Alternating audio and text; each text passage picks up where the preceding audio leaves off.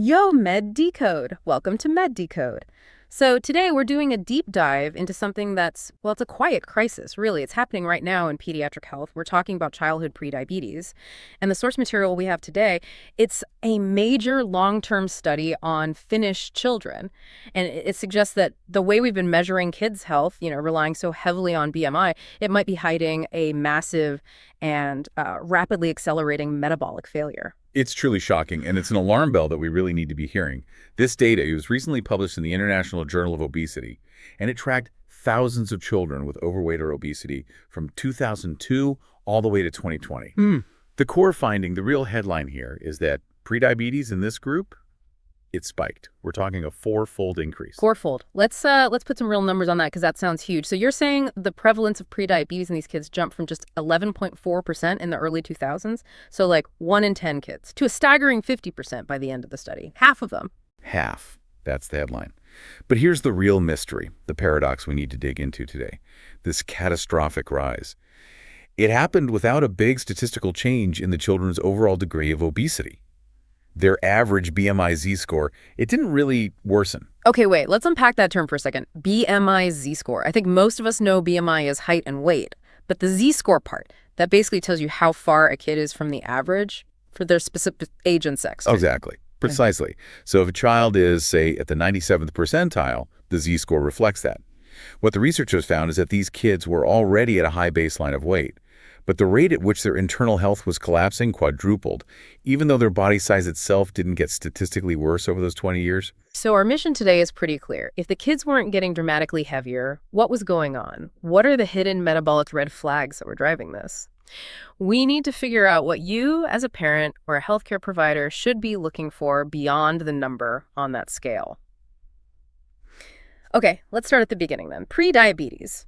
To some people, that might sound like a problem you can, put off for a decade. Why is it such an urgent threat when it shows up in, say, an 8-year-old? It's urgent because prediabetes is what I'd call the golden warning signal. It means you have moderately impaired glucose metabolism. Your blood sugar is high, but it's not quite at the level for full-blown type 2 diabetes. And here's the key. Type 2 diabetes used to be an adult disease, something for your 40s, your 50s. Now it's becoming shockingly common in children.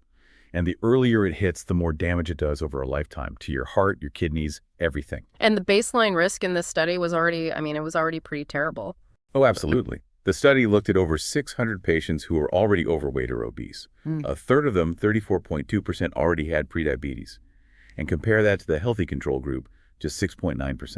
So that's a 5-fold difference in risk just by being in that higher weight category. But it's that temporal trend that should keep us up at night. Going from 11.4% to 50% in the same high-risk group in less than 2 decades, that's a fundamental change. It is a genuine shift. It shows that whatever environmental factors are at play, they're dramatically speeding up the deterioration of, their internal function. And this wasn't just in one type of clinic. This was seen across both primary care and specialized settings. So it's not just a bias.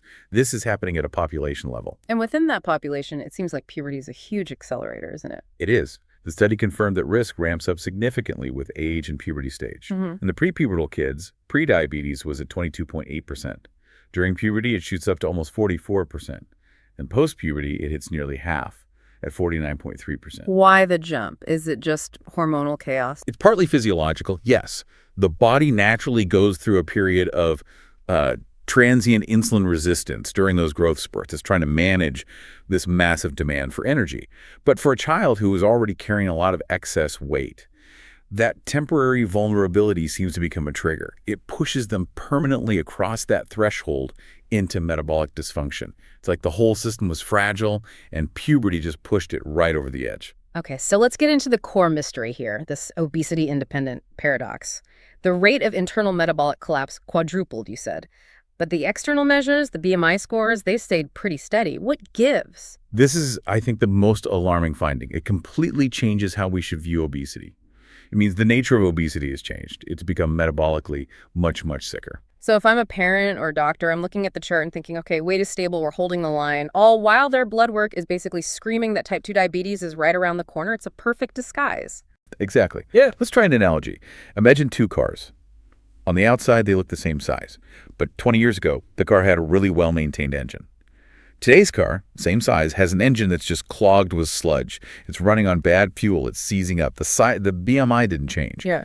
But the functional quality, the metabolism, has absolutely plummeted. So what are the culprits here? If it's not about the quantity of weight, it has to be about what's inside, body composition. Absolutely. This points so strongly to shifts in things we don't normally measure in a quick clinic visit. Things like dramatically worse diet quality, more processed food, more sugary drinks, and a huge increase in physical inactivity. So even if the number on the scale is the same, if muscle mass is being replaced by that hidden visceral fat, the metabolic result is devastating. That kind of fat is metabolically active. It releases inflammatory signals that directly cause insulin resistance.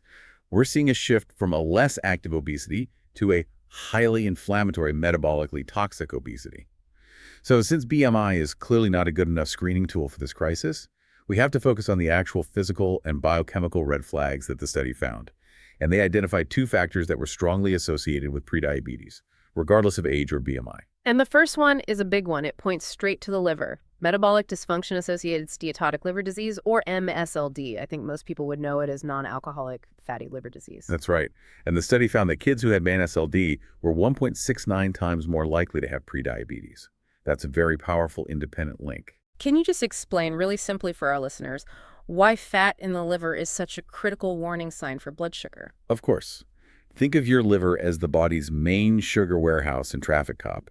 It stores extra glucose and then releases it when your blood sugar gets low. When that liver becomes fatty or steatotic, it gets stubborn. It stops listening to insulin. This is called hepatic insulin resistance.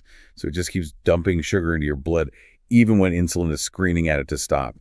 So MSLD is both a consequence and a driver of prediabetes. Right. When you see them together, it means the whole system is caught in this vicious, accelerating cycle of disease. So we really need to think of MSLD not just as a liver issue, but as a 5-alarm fire for metabolic health that demands immediate glucose screening. Precisely. And the second critical flag is something much easier to spot. It's a direct visual signal of high insulin resistance, acanthosis nigricans. Yes. This is the one that I think parents, maybe even some doctors might miss. They might think it's just, a discoloration or even poor hygiene. And it is absolutely not a cosmetic issue. Acanthosis nigricans shows up as these dark, thick, almost velvety patches of skin. You usually see it in neck folds, the armpits, or the groin. And the data confirmed it was strongly associated with prediabetes, increasing the risk by 1.83 times. Basically, the high levels of insulin in the blood stimulate skin cells to grow way too fast, and that causes the thickening and darkening. So if you spot those patches, especially on a child who's heading into puberty, that is the body literally shouting a visible message. My insulin system is overloaded. That needs an immediate glucose test, no matter what the scale says. Now, to really understand why this crisis is accelerating so fast, we have to look beyond just the child. We need to look at societal factors and what we call early life programming. And the study found a major parallel shift in maternal health trends over the exact same period. This is a critical piece of the puzzle, I think. The number of mothers who were overweight or obese, either before or during their pregnancy, it increased staggeringly. It jumped from just 20% in the early 2000s to almost 69% by 2019. So a near tripling of that maternal risk factor. When you see the child's prediabetes rate quadrupling at the same time, the mother's metabolic risk tripled. I mean, that correlation is deafening. It absolutely is. It suggests that metabolic stress doesn't start with the child's first bowl of sugary cereal. It may start in the womb. This concept is called early life programming. A high-risk maternal metabolic environment, specifically the mother being overweight, can actually alter the fetal environment. How does that work? Does it actually change the child's basic machinery?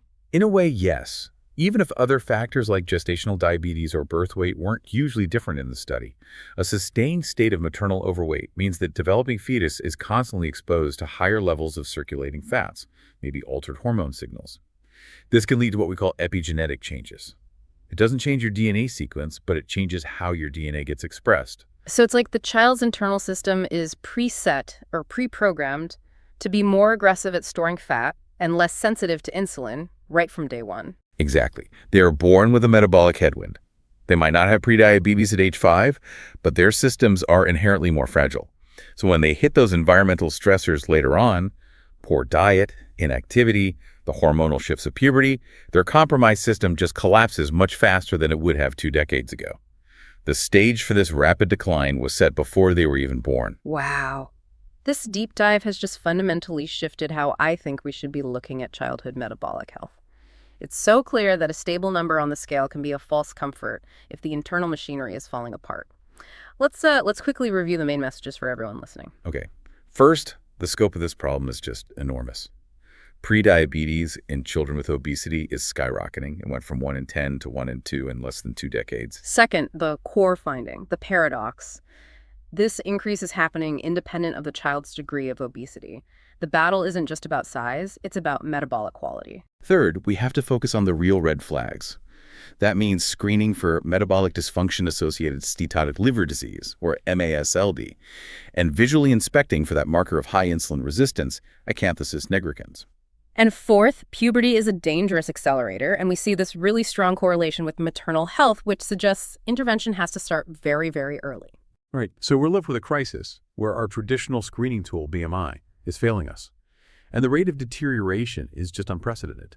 Since the body mass itself wasn't driving the rate of the crisis, the focus has to shift completely.